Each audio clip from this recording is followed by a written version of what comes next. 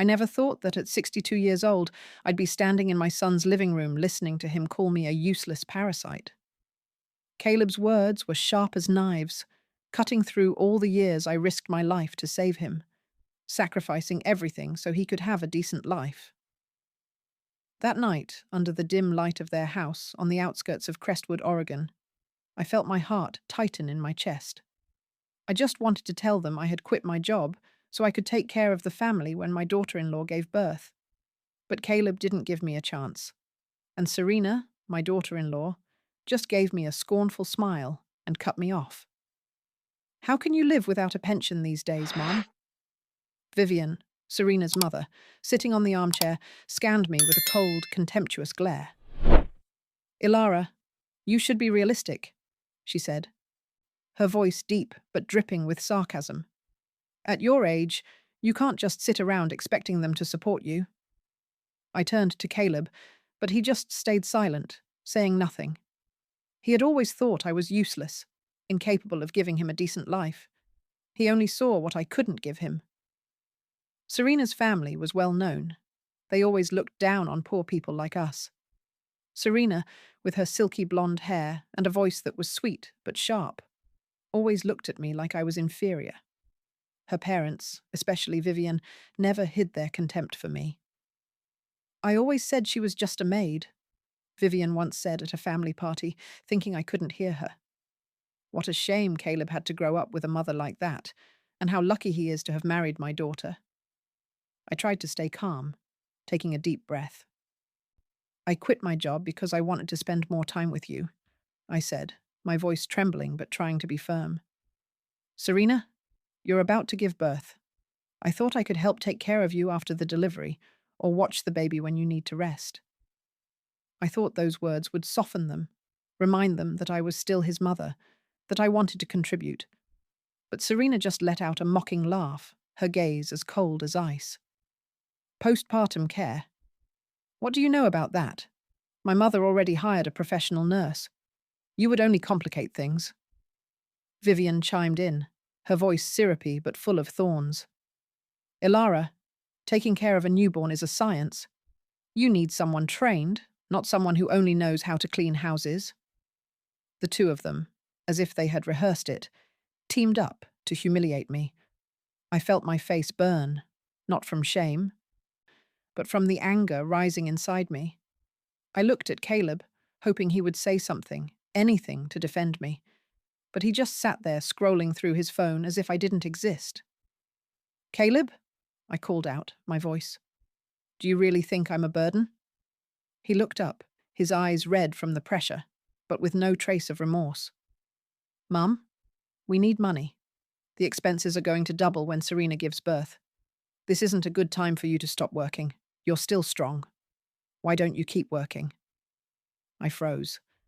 After everything I had done, saving him from death, raising him, buying him this house with my sweat and tears, he wanted me to go back to mopping floors to support his family.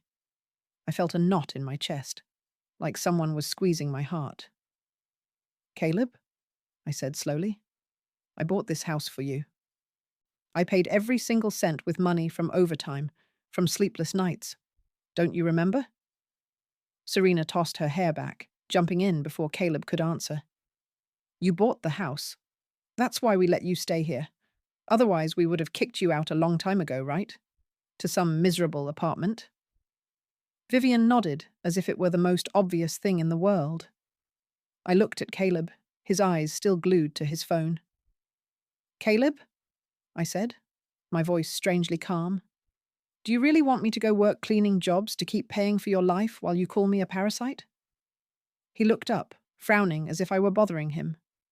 "Mum, don't complicate things. We just need you to help. You always said you wanted to be independent, right? This is how you can support yourself." I laughed bitterly, my laughter echoing in the silent room. "Independent?" I repeated, my voice shaking with anger. "You think I've never been independent? I raised you alone, Caleb. I risked my life to save you from those stray dogs. I gave up my husband, my home, everything just so you could live. And now you talk to me about independence." Caleb shrugged, as if my words were just air. Mum, that was your choice.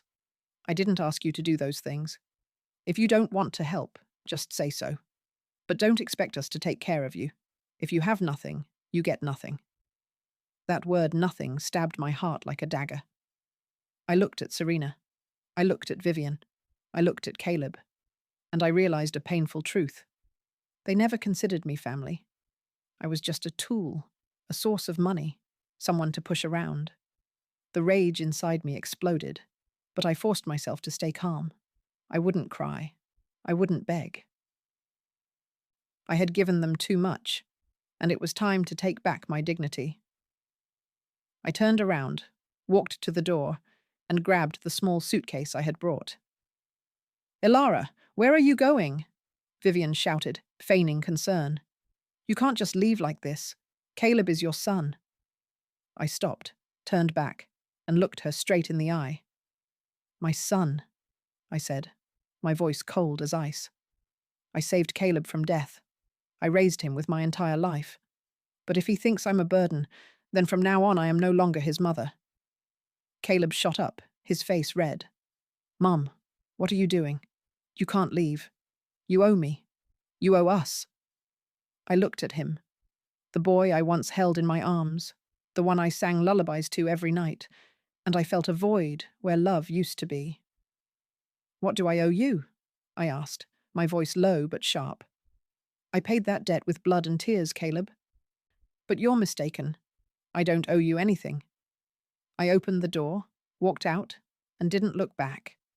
The cold Crestwood winter wind was blowing, but I didn't feel it. A flame was burning inside me, the flame of resentment, of an awakening. I left Caleb's house that night, dragging my suitcase behind me. I didn't know where I wanted to go. I just knew I had to get away from that place, the one I once thought was my home. I stopped at a small roadside motel, the neon lights flickering dimly. In the cramped room, I sat on the edge of the bed, opened my suitcase, and pulled out an old photo. Caleb, 5 years old, smiling brightly next to me at the city park. That smile was just a memory now, and I wondered what had made everything change. The next morning, I called Marta, a friend who worked at an art gallery in downtown Crestwood. I needed a place to stay temporarily, a place to gather my thoughts. Marta didn't ask many questions. She just said, "Ilara, come on over. I have a small apartment on the second floor of the gallery. You can stay as long as you need." I thanked her, packed my things, and moved into Marta's apartment. It was simple, with a small bed, an old wooden table, and a window overlooking the busy street. I placed the photo of Caleb on the table, but every time I looked at it, I saw his contemptuous gaze from the night before. That day, Marta invited me down to the gallery to see a new painting exhibition. I went with her, not out of interest, but because I needed to do something to keep from sinking into my thoughts. The paintings on the walls were full of colour, but I didn't really pay attention to them. Then Marta took me to a corner of the main gallery hall where there was a small painting of a woman standing in the middle of a field, her gaze lost in the distance. "What do you think?" Marta asked. I looked at the painting, and suddenly I remembered the early days after adopting Caleb, when I was also alone, not knowing what the future held.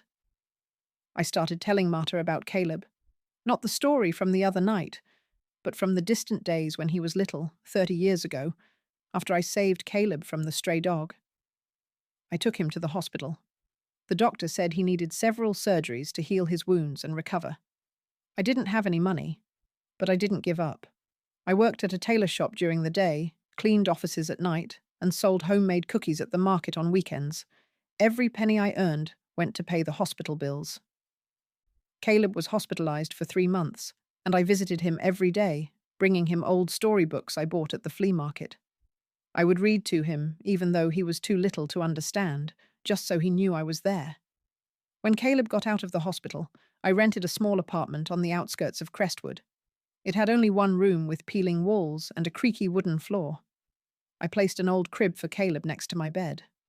The nights he had a fever, I would stay awake, wiping him down with damp cloths, singing him the lullabies my mother used to sing to me. I never told Caleb about those days. I didn't want him to feel like a burden.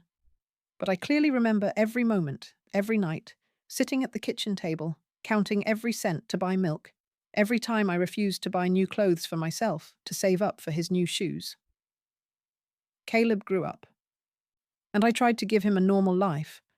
I enrolled him in a public school near our home.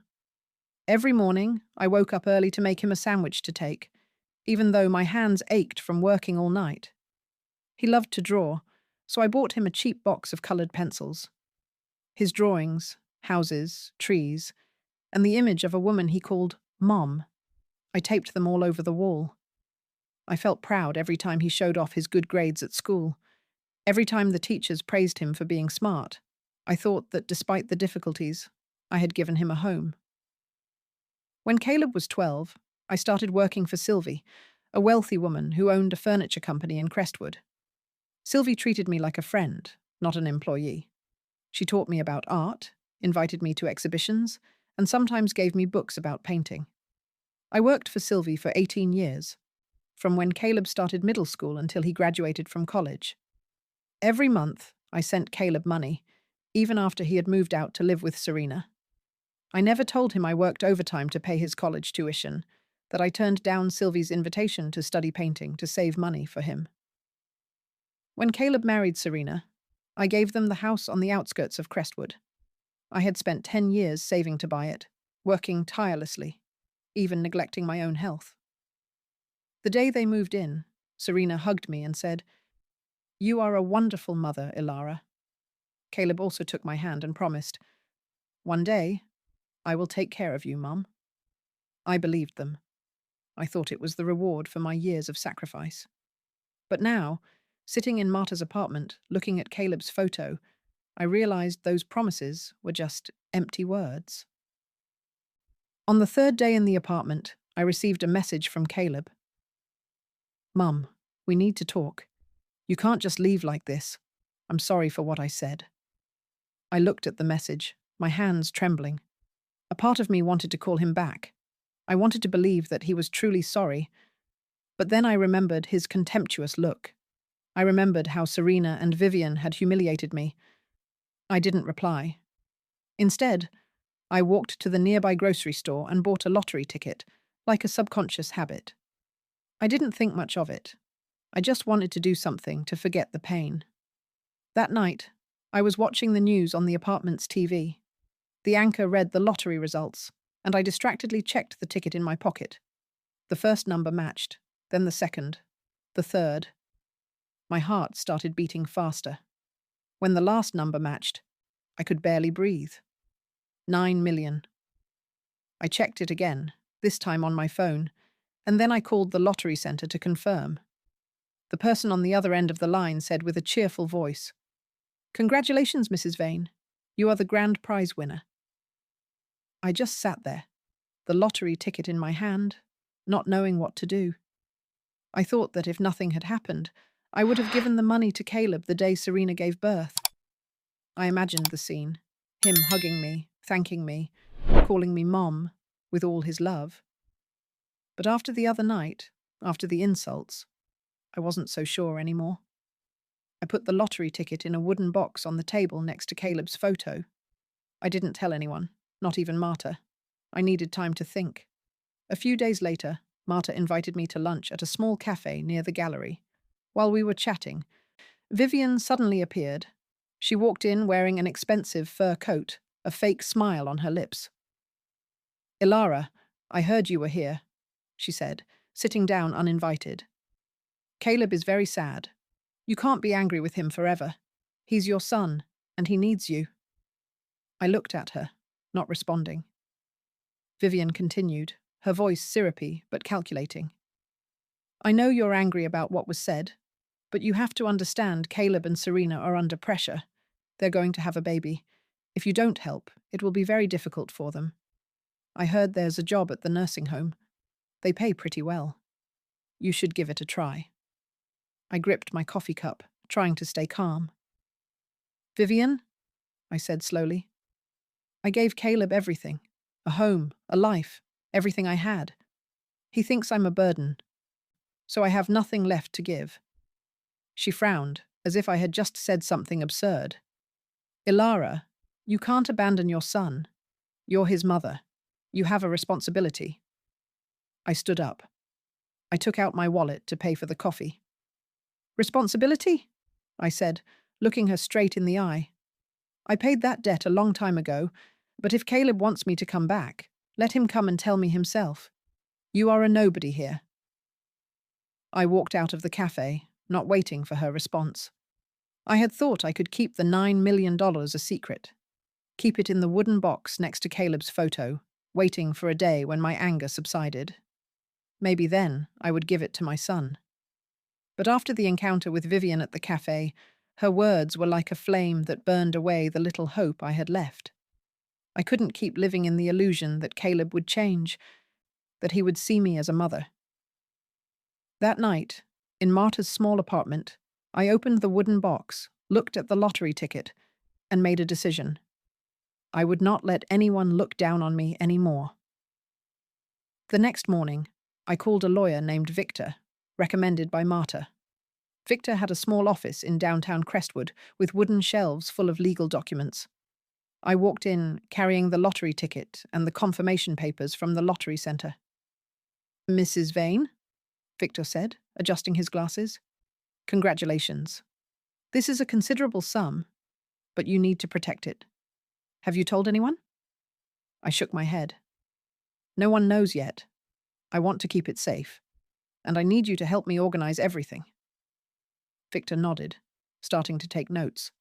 He suggested creating a trust to protect the assets, opening separate bank accounts, and making sure no one could dispute ownership of the money. I agreed and signed all the documents he presented. When I left the office, I felt relieved, as if for the first time, I was in control of my life. A few days later, I started looking for a place to start over. I didn't want to live in Marta's apartment forever, even though she always welcomed me with open arms. I checked real estate listings on my phone and stopped at a luxury residence on the outskirts of Crestwood. It had glass walls with a view of the Cascade Mountains, a large garden, and a living room big enough to hang the paintings I dreamed of creating. It cost $2 million, but I knew I could afford it. I called the real estate agent and made an appointment for the weekend. That weekend, I went to see the residence. The agent was a young woman named Jordan, with a soft voice and a kind smile. She guided me through each room, pointing out details like the stone fireplace and oak floors. I was standing in the living room, imagining an easel near the window, when a sharp voice echoed from the entrance. "Ilara Vane, what are you doing here?" I turned and saw Brianna, Vivian's niece, standing there, her eyes full of contempt. Brianna worked for the real estate agency and clearly didn't expect to find me. "Brianna," I said, keeping my voice calm, "I came to see the house. Is there a problem?" She let out a mocking laugh, crossing her arms. "See the house? You think you have the money to buy this place? You're just a maid, Ilara. Don't waste Jordan's time." The people around and the company employees started turning and whispering. Jordan seemed uncomfortable, trying to intervene. "Brianna, I'm working with Mrs. Vane. Everything is in order." But Brianna didn't stop. "In order? She doesn't even have $1,000 in her pocket. She just came here to pretend, like those people who like to show off. Don't you see?" I clenched my fists, the anger rising. I had endured enough insults from Caleb's family, from Vivian, and now from Brianna. I looked at her directly, my voice as cold as ice. "Brianna, you don't know anything about me. I came here to buy the house, and I'm going to do it today." She burst out laughing, her voice mocking. "Buy the house with what? Savings from cleaning floors? Please, Ilara, go back to your poverty." Jordan tried to calm the situation. "Brianna, that's enough. Mrs. Vane has documents of financial solvency." But Brianna snatched the folder from Jordan's hands, flipping through it arrogantly. $9 million. This is a joke. It must be fake. I know her well. She's just a maid living off Caleb. There's no way she has real money." The crowd started to murmur. Some people nodded as if they agreed with Brianna. I didn't argue. I took out my phone, opened my banking app, and showed the balance to the entire room.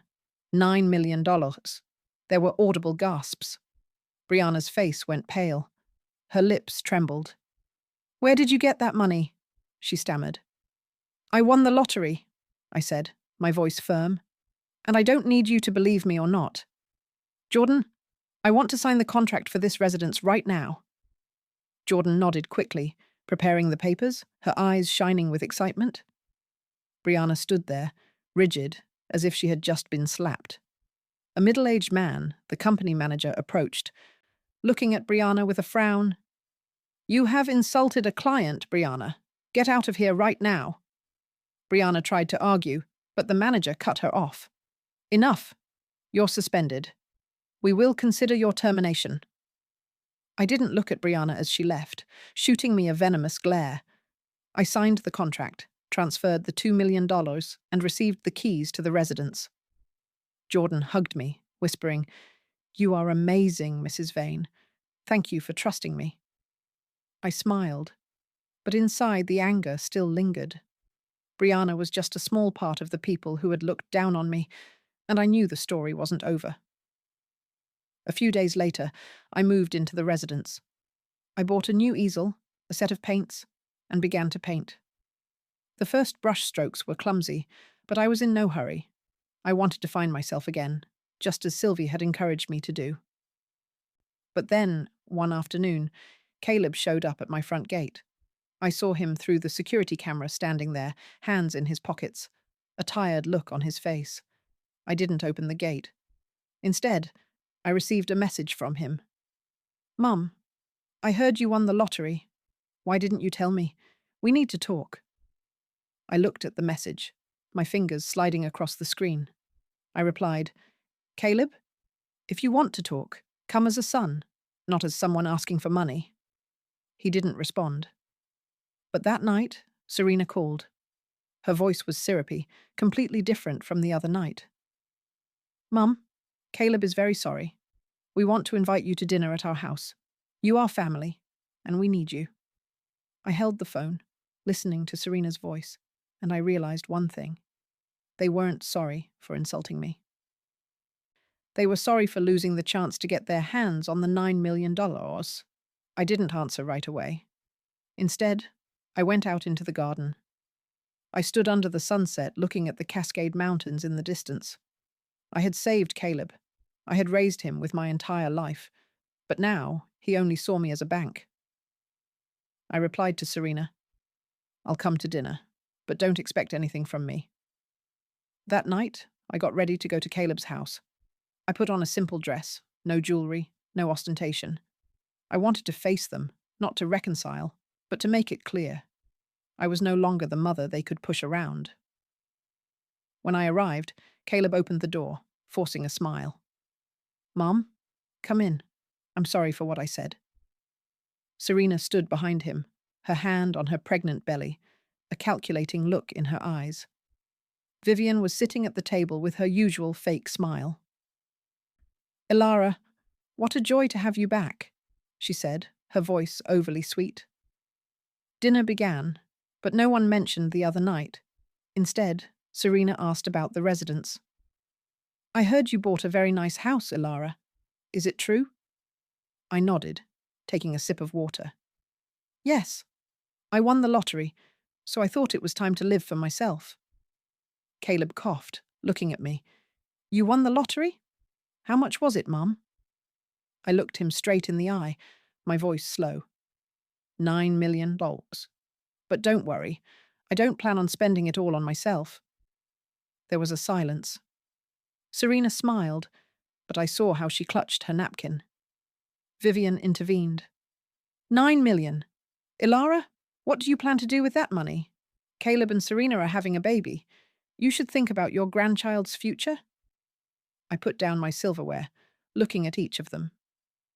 I had thought about giving that money to Caleb when the baby was born, but after what you said, calling me a burden, telling me to go clean a nursing home, I'm not sure you deserve it." Caleb slammed his hand on the table, his face red. "Mom, You can't do that. I'm your son. You can't keep that money. Serena's voice trembled as she jumped in. Ilara, you can't be so selfish. We are family. Vivian stood up, pointing at me.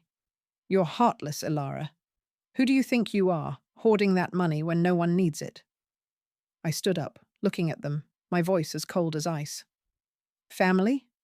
You called me a parasite. You said I didn't know how to take care of children. He was just a child with no father or mother that I picked up off the street. He should be grateful for that. But after everything, he chose to betray me. I don't owe you anything, Caleb shouted. Mum, you have no right. It's family money. I walked to the door, pausing for a second. Family money, I said, turning to look at him. I won the lottery, Caleb, not you. And from now on, we are not mother and son. Remember that. I left the house that had cost me so much to get, my heart beating fast, but not from pain. For the first time, I felt free. But as I was driving back to my residence, a message came through from Brianna. You think you got away with it? You'll pay for making me lose my job. Her threat didn't scare me, but it was a reminder. The people who had looked down on me wouldn't leave me alone easily. I knew I had to act, not just to protect the $9 million, but also to protect the dignity I had lost for so long. That night, I sat in the huge living room of the residence, the light from the stone fireplace reflecting on the glass wall, and I made a decision. I wouldn't run anymore. I would face them, and this time, I would stand my ground. The next morning, I called Victor, my lawyer, again. Victor, I said, my voice firm, I need you to help me protect my assets. Someone is threatening me, and I want to make sure no one can touch this money. Victor agreed to meet with me immediately. In his office, he reviewed Brianna's message, frowning. Mrs. Vane, this could be considered harassment. I suggest you save all evidence, like messages, emails, anything. We can file for a restraining order if necessary. I nodded, giving him a copy of the message. Victor continued, I also advise you to make the lottery win public, but in a controlled way. If you keep it a secret, people like Brianna will spread rumors. If you go public, it will be harder for them to defame you. I thought about it for a moment and then agreed. Do whatever is necessary, I said. I want to put an end to this. Victor contacted a friend who worked at the local Crestwood newspaper and arranged a brief interview. I didn't want to show off, but I understood Victor's point. Making the truth public would help me control the narrative. The next day, a reporter named Cassidy came to the residence. She was young, enthusiastic, and brought a small recorder. Mrs. Vane, Cassidy began, people in Crestwood are curious about you. A normal woman who suddenly wins $9 million. How does it feel? I smiled, taking a sip of tea. I don't feel special. I'm just a mother who has worked her whole life, and this money is an opportunity to live for myself. Cassidy nodded, taking notes. There are rumors that you plan to keep all the money without sharing it with your family. Do you want to say anything about that? I looked at her directly. I intended to share this money with my son and daughter-in-law, but when I decided to quit my job, I told them I wanted to help because my daughter-in-law was about to give birth. I expected them to be happy and thank me. Instead, they demanded I go back to work or find a new job to earn money. They didn't want to thank me for taking care of them. I thought that if they didn't value me, they didn't deserve this money. The interview was published over the weekend, accompanied by a photo of me standing in the garden of the residence holding a paintbrush. The headline was, Crestwood Mother Wins Grand Prize, a journey from sacrifice to freedom. The article spread quickly. Marta called, excited. Ilara, you're famous. The whole town is talking about you. But not everyone supported me. One morning, I received an anonymous email. You are selfish for keeping the money while your son struggles to live. You will pay the consequences. I sent the email to Victor, and he immediately sent a legal warning to the email company requesting to trace the origin. We'll find out who's behind this, Victor said. But you must be careful. In the midst of the controversy, I decided to pursue the passion Sylvie had awakened in me: painting. I had bought a residence, but I wanted more. I needed a space to create. I found a small art gallery for sale in the Hillsborough district of downtown Crestwood for $1.5 million. It had white walls, natural light, and an open space ideal for exhibiting paintings. I contacted the owner, an older man named George, and set up a meeting. George guided me through the gallery, pointing out the remaining paintings on the walls. "It used to be the heart of the art community here," he said with a sad voice. "But I'm old. I don't have the strength to manage it anymore." I nodded. "I want to buy it, and I want to turn it into a place that inspires people." George smiled and agreed to sell it for $1.4 million after a brief negotiation. I transferred the money immediately, signed the contract, and received the keys. A few days later, I started renovating the gallery. I hired a team to repaint the walls, install new lights, and create a small area for children's painting classes. Marta helped me contact local artists, inviting them to exhibit their work. I also started painting several hours a day to prepare for the first exhibition. I painted a large picture inspired by the one I saw in Marta's gallery: a woman standing in the middle of a field, her gaze firm. I called it Freedom. The first exhibition was planned for the end of the month. I sent invitations to the Crestwood art community, posted announcements on social media, and even paid for a small ad in the newspaper. On the opening night, the gallery was bright with lights and full of people. Marta was by my side in an elegant blue dress, whispering, "Ilara, you did it. Look, everyone loves this place." I smiled, but my smile faded when I saw Vivian walk in, accompanied by a group of elegantly dressed women. They glided through the crowd, laughing and talking loudly, as if they wanted to attract all the attention. Vivian approached me with a fake smile. "Ilara, I didn't expect you to achieve this. A gallery. Impressive for someone who was a maid." The people around turned. Some whispered. I kept my voice calm.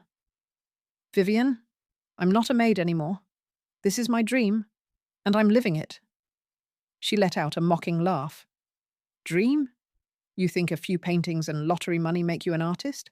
You're still Ilara Vane, the one who cleaned floors for Caleb." Her friends laughed under their breath. A woman with large sunglasses chimed in. "I heard you kept all the money without giving a cent to your son. What a shame." I clenched my hands, but I didn't let them see my hesitation. I turned to Marta. "Marta, can you invite everyone to see the main painting?" Marta nodded, guiding the crowd towards Freedom. Hanging in the center of the gallery, I stepped forward, my voice clear and strong. "Thank you all for coming. This painting is my story. I sacrificed everything for my son, but when I needed respect, I only received contempt. The 9 million is not what defines me. It only gave me the opportunity to be true to myself." The crowd applauded, but Vivian intervened, her voice sharp. "Be true. You're just selfish, abandoning Caleb when he needed you most." I looked at her directly. "Abandon? Is that what you call family?" Vivian was speechless. Her friends were silent. A man in the crowd spoke up. "Mrs. Vane is right. You don't treat family like that." The crowd nodded, and Vivian's face went pale. She turned and stormed out, taking her friends with her. After the exhibition, I sold 5 paintings, including Freedom, for a total of $20,000. I donated that money to a charity that supports orphaned children in Crestwood as a way to close the past. But the problems didn't end. A few days later, Caleb arrived at the residence, this time not alone. Serena was with him. Her pregnant belly was large now, and Vivian stood behind them with her sharp gaze. They knocked, and I opened the door, not inviting them in. "Ilara," Serena said with false sweetness, "we want to apologize. Caleb was wrong to say those things. Let's start over." Caleb nodded, avoiding my gaze. "Mum, I know I was wrong, but we're going to have a baby. You can't turn your back on your grandson, can you?" Vivian intervened. You have $9 million, Ilara. You don't need all of it. Think about the family's future. I looked at them one by one, and I realized they didn't come for affection. They came for money. I closed the door without saying a word, but Caleb pounded on the door, shouting, "Mum, you can't do this? I won't let you keep all that money." I called Victor immediately. "Victor, I need a restraining order. Caleb and his family are still harassing me." Victor agreed, starting to prepare the documents. While I waited, I got a call from Marta. "Ilara, you have to see social media. Caleb is posting things about you." I opened my phone and saw Caleb's post in a Crestwood community group. "My mother, Ilara Vane, won $9 million, but abandoned us, me and my wife, when we needed her most. She lives in a mansion while we struggle for our unborn child." The post had hundreds of comments. Some agreed with Caleb, calling me a heartless mother. I didn't respond to the post. Instead, I called Marta. "Marta, can you help me organize another exhibition? This time I want to tell the real story." Marta agreed, and we started to prepare. I painted 3 more canvases, each telling a part of my story. The first depicted me chasing away the stray dog to save Caleb. The second showed me sitting at the kitchen table, counting every cent. And the third showed me standing in front of the residence, my gaze firm. I called the trilogy The Journey. The night of the second exhibition, the gallery was even more crowded than before. I stood in front of the crowd and told my story, from the day I saved Caleb to the night he called me a burden. I didn't cry. I didn't ask for pity. I just told the truth. When I finished, the crowd applauded, and an older woman came up and hugged me. "You are an inspiration, Mrs. Vane. Don't let them hurt you." But when I looked towards the door, I saw Caleb standing there, his expression dark. He didn't come in, just turned and left. And I wondered, what would he do to get revenge on me? The next day, I was in the gallery, the soft light illuminating the Journey trilogy. The applause from the previous night was still echoing in my ears. The image of Caleb at the door with that dark look wouldn't leave my mind. I knew he hadn't come to reconcile, but to continue the war I was trying to end. But this time, I wasn't afraid. That night, I sat in my home studio. I placed a new canvas on the easel and began to paint. The first strokes were blue, like the Crestwood sky, like the hope I was searching for. The next morning, Marta came to the residence with a stack of letters from people who attended the exhibition. "Ilara, you have to read these," she said, her eyes shining. I opened each letter, reading words of encouragement from strangers. A young woman wrote, "You inspire me to be true to myself." An older man shared, "I lost contact with my son, but your story made me want to try talking to him again." Those letters, like pieces of a puzzle, helped me see that my story wasn't just about pain, but also about strength. I decided to turn the gallery not just into a place to exhibit art, but into a space for people to share dreams and heal. I started organizing free painting classes for children at the gallery. Every Saturday, dozens of kids gathered, laughing and painting colorful pictures. I taught them how to mix colors, how to let the brush tell its own story. A girl named Lily, only 8 years old, painted a picture of her mother, who had passed away the year before. "Mrs. Ilara," Lily said with bright eyes, "I painted my mum so I won't forget her." I hugged her, feeling my heart warm. Moments like that reminded me that I could bring joy to others, not with money, but with compassion. While the gallery thrived, I received news from Victor. "Mrs. Vane, we sent a legal warning to Caleb for his social media post. He has deleted it, but I advise you to keep a close watch. There are signs he is trying to spread rumors."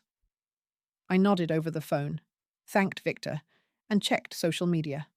An anonymous account had posted in the Crestwood community group. "Ilara Vane is not the hero she claims to be. She won the lottery, but abandoned her son when he needed money to support his coming baby." The post had a few dozen comments, some defending me, but many criticizing. What a shame. A mother shouldn't be so selfish. I didn't respond. Instead, I sent the post to Victor, asking him to investigate.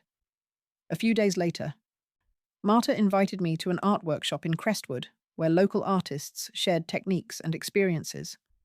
I brought a new painting, one of a field of sunflowers under the sun titled Sunrise. At the workshop, I met another Audrey, an older artist who had studied with my former boss, Sylvie. This Audrey, the artist, took my hand, smiling. "Ilara, I heard about your gallery. Sylvie would have been so proud." We talked for hours, and Audrey invited me to participate in a major art exhibition in Portland the following month. "You have talent," Audrey said. "Don't let anyone make you doubt it." I accepted, feeling a spark inside me. For the first time, I believed I could become a real artist.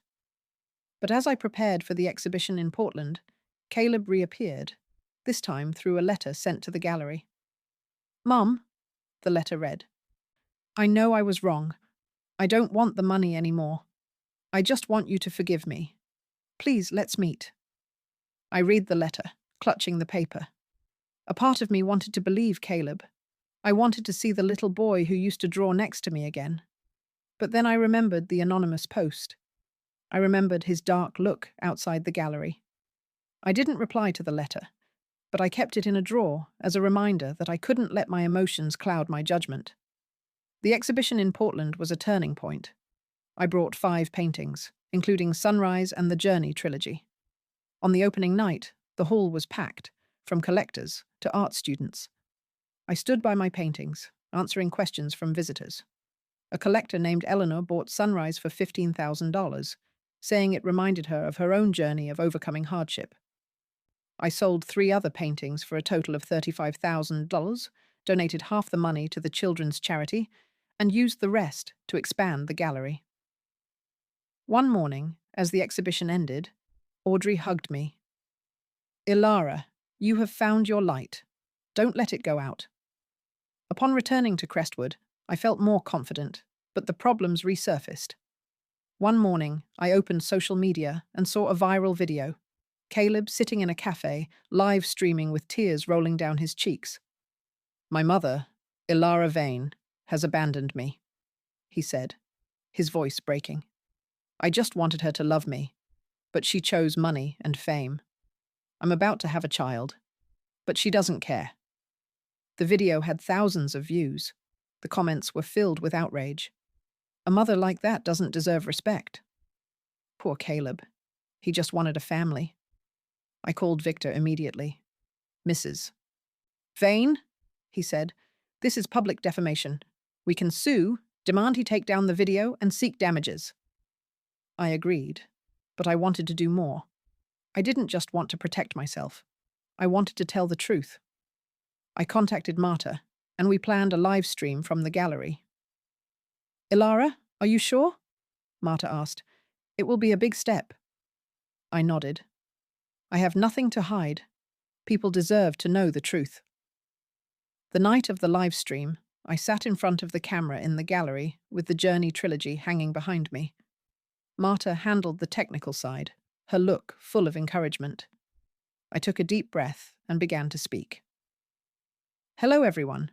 I am Ilara Vane, the mother Caleb calls heartless. I want to tell the real story. 30 years ago, I saved Caleb from a stray dog that was attacking him on the streets of Crestwood. I adopted him even though I had to give up my marriage and everything I had. But when I needed respect, he called me a burden, told me to go work cleaning a nursing home."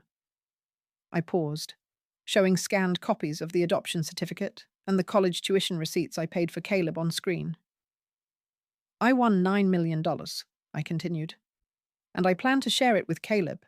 But after what he and his family did, insulting me, belittling me, I decided to live for myself. I didn't abandon Caleb. I just chose not to let myself be walked all over anymore.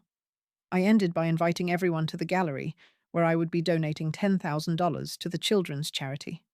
The live stream was explosive. Thousands of people watched it. The comments flooded in.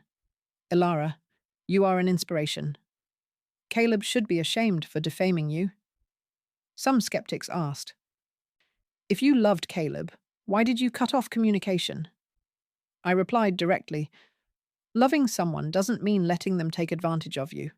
I gave Caleb everything, but I also need to respect myself. Public opinion began to shift. Caleb's video gradually lost views, and many people started to support me. A few days later, Victor called. Mrs. Vane, Caleb has taken down the video and posted a public apology. We also have a temporary restraining order. He can no longer mention you on social media. I thanked Victor, but I knew Caleb wouldn't stop easily. Sure enough, a week later, I received another letter from him, sent through Marta.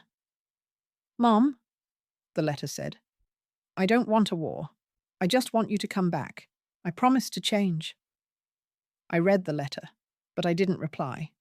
Instead, I painted a new picture depicting myself standing on a hill, looking out over the valley. I called it Rebirth. The gallery was attracting more and more visitors. I started collaborating with schools, organizing painting workshops for low-income children. Lily, the little girl who had given me her painting, now 10 years old, ran up and hugged me. Mrs. Ilara, I painted a new picture. It's you and me by the lake. I looked at the painting. My eyes welled up. Lily, you are my gift, I said, hugging her tight. Halfway through the exhibition, Marta took me to a corner. Ilara, someone wants to meet you. I looked where she pointed and saw an older man with grey hair standing next to Serenity. He introduced himself as Marcus, a writer who was writing a book about people who overcame adversity.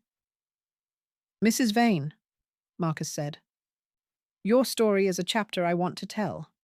Would you agree to share it? I smiled and nodded. If it helps someone find hope, I am willing. Marcus and I talked for hours, and through him, I realized that my story wasn't just about pain, but a journey of healing. I told him about Caleb, but without resentment. I saved him. I raised him. And I don't regret it, I said. But I regret not protecting myself sooner. Kindness should not be paid for with self-destruction. Marcus took notes, his gaze full of understanding. You are a strong woman, Ilara, he said. This story will inspire many. A few weeks later, I heard from Marta. Ilara, did you hear about Caleb? He moved to Idaho, works in a warehouse. Serena divorced him and has custody of the child. I nodded, without asking for more details. I didn't want to know where Caleb was or what he was doing. He was the past, and I had let him go. I went back to my garden and planted more sunflowers, those flowers that always seek the light. A few weeks later, I was sitting on my porch on a beautiful morning, savoring my coffee, watching the lake obsidian sparkle. I opened a letter from Marcus, the writer. Ilara, the chapter about you is the heart of the book, he wrote. You have given hope to thousands of people. I left the letter on the table, smiling. Marcus's book sold tens of thousands of copies, and I received letters from all over. A woman in Ohio wrote that she had left her abusive husband after reading my story. A young man in Texas said he started studying painting because of me. Those letters didn't make me feel special, but they let me know that my story had meaning, not because of the $9 million, but because I dared to stand up.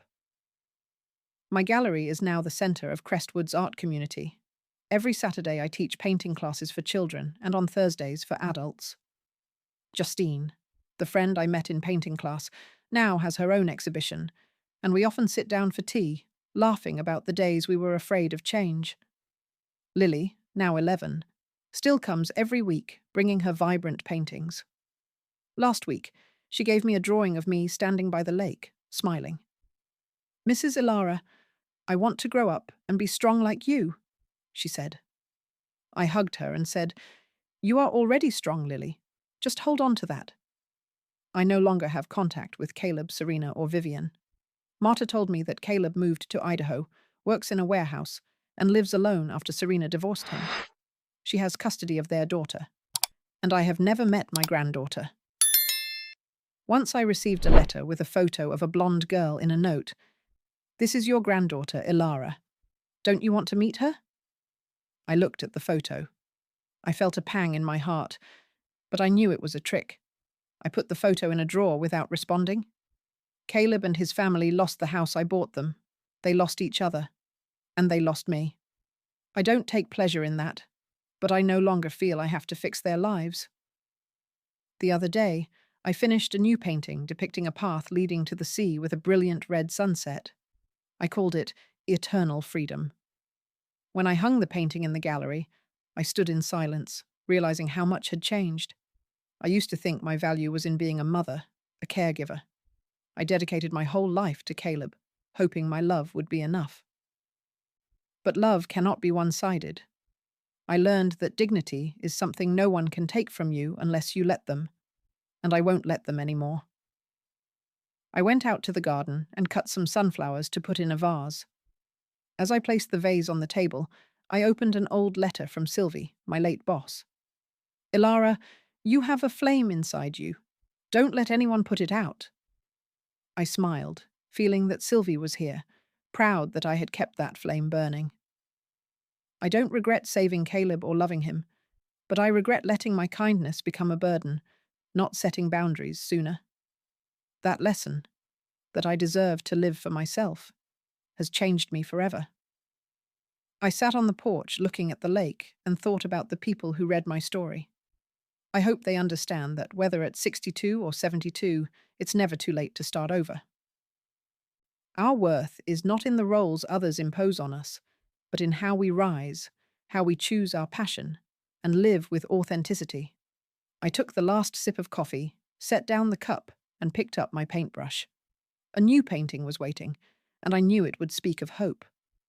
But somewhere out there, is there someone else holding a brush, ready to repaint their life, just like I did?